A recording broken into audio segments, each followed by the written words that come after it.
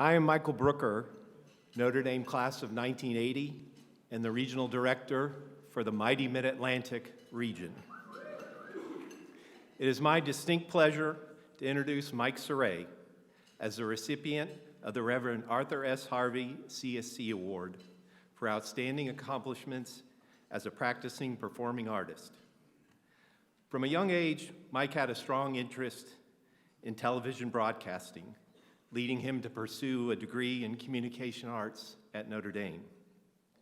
For a senior project, he used a connection to 3 ND All-Americans to launch his television career.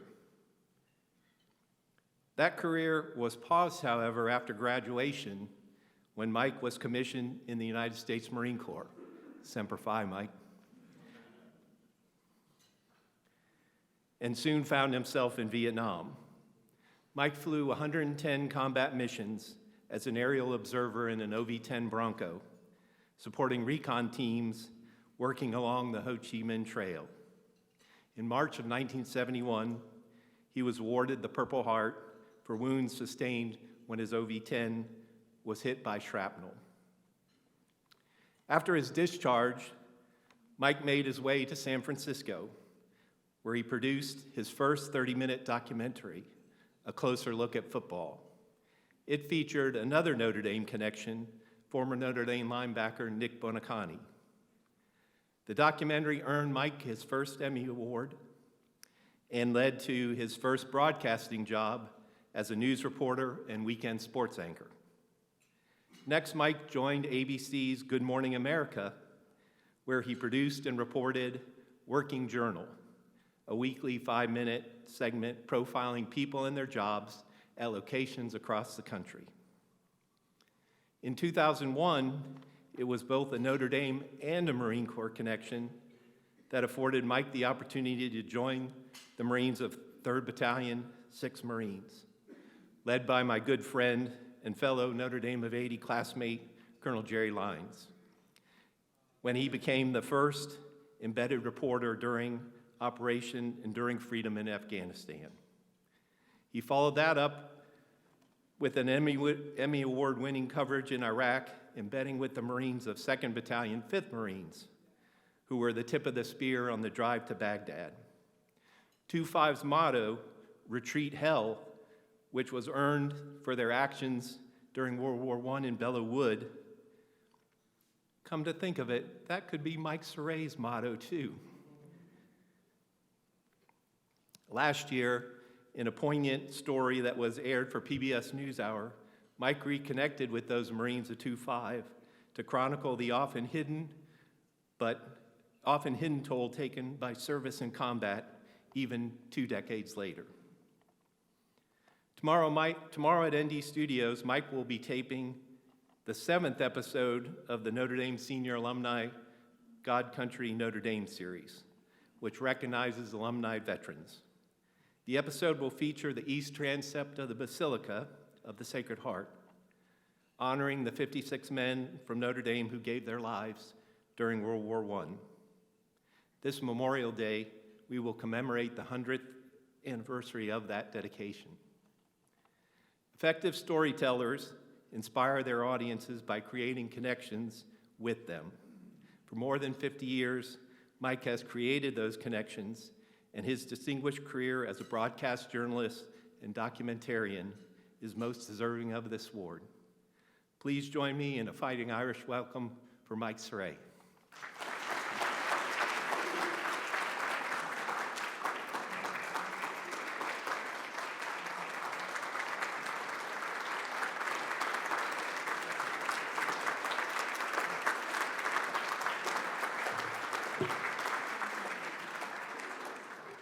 Boy, it's great to be back here. Thank you, Michael Brooker. Thanks for being my wingman today. It's a kind of a first for me for someone to say such nice things about me, especially coming from a former senior Marine officer and a much younger Notre Dame alum. So thank you, class of 80, for sharing this with us today. I'm also honored to have my classmates here, the guys from class of 69. Thank you all for coming. And my wife, Jenna. And I think you are probably as surprised and as shocked as I am about being honored for performing arts. Because I've never been accused of or considered myself a performing artist. I'm a storyteller, and that's what I've always loved doing. But nevertheless, you see, I always think of, one of my heroes was Charles Kuralt from CBS News. And he used to talk about the great storytellers growing up where he grew up in North Carolina. He said, we used to call them fountain men. These were the guys who would sit by the fountain up in front of the old courthouse, and they'd tell stories all day long. And some of them were better than others. And some of the stories were truer than others. But nevertheless, he said, they were the fountain men, and they really had a role in our community, because if we wanted to get enlightened about something, we went down to the fountain and we listened to the fountain man. So I've always thought of myself not as a performing artist, but hopefully a fountain man. And, you know, I think coming here to Notre Dame was, I didn't come here thinking I was going to be a journalist or anything else like this. I was looking for something that I think would fit my passions. And I almost accidentally discovered communication arts because I think it was broad. And, you know, it was something that would allow me to experience a lot of things in my search for what really cut close to my soul and heart and what I'd like to do. And so one of my other inspirations here at Notre Dame was a fellow by the name of Studs Terkel, who was a Chicago radio personality, commentator, and wrote the book Division Street, and then later the best-selling Working. And from Studs Terkel, I started to appreciate what the joy of being able to listen to other people and talk to everyday people to share their stories. And, you know, and that ability to just kind of drop into someone else's world, albeit alien, and then be able to listen to it and share it. I thought that was something that was really stimulating. It taught me about interviewing people and kind of more critically listening to people. And that somehow was the kernel of something. I didn't know where it was going to go from that, but it was exhilarating once I made that discovery. My world prior to Notre Dame was relatively small, coming from the Midwest, coming from a suburb of Detroit. But when I got here, things opened up. And I think the great opening was we had classmates from all around the country. And it got me to experience people and places, things I hadn't experienced before. So now I could see the pattern. Things were opening up now. It was a much bigger universe being here at Notre Dame. And then where I used to study, you know, in those days, you know, this place is like the Greenbrier Resort now. But for us older guys who are here, it was not, the accommodations weren't too great. We had a lot of guys in the room. We had sometimes 4 bunks stacked up, and to find a quiet place to study was a hard road. And we all had our secret nooks. I know some guys were down in the boiler rooms, and some guys had snuck into janitor's closets or whatever so they get a quiet place to study. Well, my secret study place was in the La Fortune Student Center. Up on the 2nd floor was a small room out of the way of everything else that was a memorial room in honor of Dr. Thomas Dooley. And it had all kinds of bookcases and memorabilia all around, and it had his letters and his journals. And on my kind of study breaks, I would walk around and I'd read his journals and his observations about Southeast Asia in the 60s, 50s and 60s. And of course, that was looming very large during the Vietnam War era that what we was about to experience. You know, he became a celebrated U.S. Navy doctor and a celebrated missionary doctor and was a very popular figure. Ironically, we talk about Notre Dame connections. About a year and a half later, I found myself volunteering at a clinic near the Da Nang Air Base where I was flying out of. And about 2 weeks into that volunteering, I saw a cornerstone for the building, and Tom Dooley had been part of creating that building. Now, I'm no Tom Dooley, I'm no Dr. Tom Dooley, I'm no missionary. But what I want to say is I think there is something about either the water in South Bend or Notre Dame that kind of generates that curiosity and wanting to see and do and experience more. So that, I think, was a real eye-opener for me. Now, 2 years later, I was then writing my own first journal from Da Nang. And so I think that's where I started my writing. Instead of performing, I've been blessed with this excellent adventure and sometimes a career, which I have to explain to my wife. It is a career. It's not just running out to wonderful places and meeting unusual people. It's occasionally been a career, up and down, so to speak, through my reporting and my television production. But I'll always be indebted to Notre Dame for inspiring me and giving me the skill sets for making that possible. And Father Harvey, I hope I'm honored to receive this award. I hope you'll accept my variation on the theme of performing arts and hopes that it goes in the same spirit that you intended it to be. Now, a bit of clarification is in order, especially for my classmates sitting here, John Hickey, everybody around the tables here. When I was here, these gentlemen knew me as Mike Cerre. And now you will hear me being referred to as Mike Cerre. Now, these guys would kid me incessantly when I come back for reunions. They think that was my stage name that I came up. Truth be told, if you've got a beef about how I pronounce my name, take it up with my wife, because my wife, Jenna, was the one who had the foresight, just as we were about to get married, to have me change my name back to the original French-Canadian pronunciation. And she thought that'd be better for her and for our kids to be, and that would give us our cultural authenticity.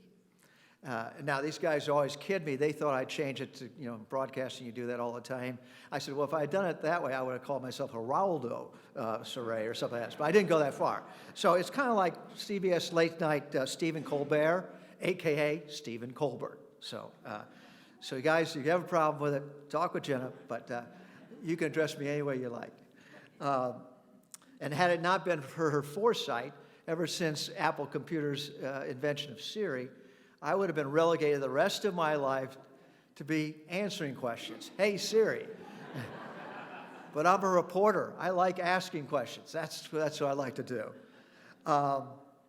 As I was preparing for this ceremony, by reflecting on my career of 54 years and counting, I hope, even I was struck by that Notre Dame connection that Michael was talking about before. And I think we all, Patrick, I'm sure it's the same with you, everybody, we all deeply feel this Notre Dame connection. And long after my communication arts degree and packing up my four-door 1949 Studebaker, which only had 3 doors at the time, and heading off into the wide, wide world of broadcasting, as you will see, there's never been an escape from the Notre Dame connections.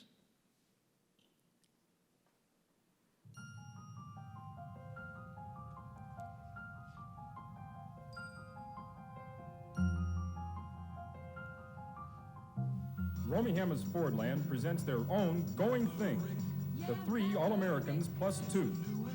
Brother Bob Whitmore, Jumpin' Jim Seymour, Gorgeous George Coons, plus Molly and Ricky. 3 of my All-American Notre Dame classmates helped launch my TV career in 1969 at WNDU Studio on campus for my Communication Arts Senior Project. It was a timely first lesson in broadcasting on how commercialism often trumps aesthetics. Not exactly Super Bowl quality, it did run on TV. We all got paid by the local Ford dealer, and it was a start. You just can't do it for dollars. You can't be motivated enough to go out and take all the emotional and physical strain of a Sunday afternoon strictly for dollars. Miami Dolphin Nick Bonicatti, class of '62, was Super Bowl quality in 1973. He let me profile him for my first documentary film on the psychological aspects of professional football. With some help from a South Bend transplant, Bob O'Connor, with TV Guide, it led to my first real TV job at NBC's San Francisco affiliate. William Harris in San Quentin, and that was taped 2 days ago by Mike Cerre of our Good Morning America team, and Mike is with me here in New York this morning. For my first network news job with ABC Good Morning America, and desperate for an exclusive story, I sent a note to William Harris, Patty Hearst's kidnapper on San Quentin's death row, referencing our common experiences in the 60s, having both gone to college in Indiana, followed by serving with the Marines in Vietnam. This is the most human contact I've had in a long time, what we're having right now. He granted me his first TV interview, but was a little chagrined on discovering I went to Notre Dame instead of his alma mater, Indiana. But the Hoosier connection was close enough for the scoop.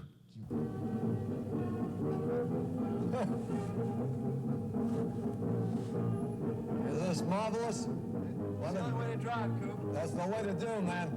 The Notre Dame Victory March and the meter ticking. Welcome to tonight's PM Magazine from Times Square in Manhattan. Feeling a little out of my league in New York City in 1981, co-hosting PM Magazine, my first nightly TV program, I got some local editorial cred and a lift from taxi driver Dave Cooper with Notre Dame's ever-loyal Subway alumni. Well, what I'm trying to do is make a scholarship fund for Notre Dame and send a lot of needy kids to school to keep the Notre Dame program going under my name, which I think is the greatest thing that I can do for Notre Dame to help them out. And what they've done for me, giving me wonderful times on Saturdays. You need me to go in and blow something up? I can do that. If you need me to go in and secure an airfield or a port, I can do that. It's just pick the one and send us. When I was looking for an assignment after 9/11, I was able to connect with the 1st Marine Unit heading to Afghanistan. Fortunately for me, it was commanded by Colonel Jerry Lines, Notre Dame class of '80. He embedded me with his battalion in Egypt on their way over to Afghanistan before the Pentagon officially started embedding reporters. As we're now moving and trying to penetrate into southern Iraq as fast as we can. As you hear the news from Mike Cerre, it is now a full-scale invasion. Within minutes of leaving our lines, we were hit again. For the 3rd straight day, we're taking contact from a main Iraqi brigade stationed on the main road leading into Baghdad. My embedded reporting in Iraq for ABC News Nightline resurrected my news career as I was turning 60 and earned an Emmy Award shared with Nightline executive producer Tom Batag from where else than Notre Dame, class of '66. Hi, I'm Alan Page, former professional football player, member of the Minnesota Supreme Court, children's book author. I'm still trying to figure out what I'm going to do when I grow up. Like Alan Page, class of '67, and millions of other boomers, not quite done yet, my current reporting for Next Tracks and the PBS NewsHour focuses on alternatives to traditional retirement. After 54 years, I'm still relying on my Notre Dame connections to help me figure out what's next. Will the real Alan Page please stand up? Well, the real Alan Page hasn't been invented yet. Oh, it's still a work in progress? It's a work in progress. And so is God Country Notre Dame, a work in progress for Notre Dame senior alumni's annual Veterans and Memorial Day tributes to our classmates' service and sacrifice, produced by my classmate John Hickey, class of '69. They have allowed me to reconnect with Notre Dame after all these years and to reflect on the many life-changing experiences and friendships we all share.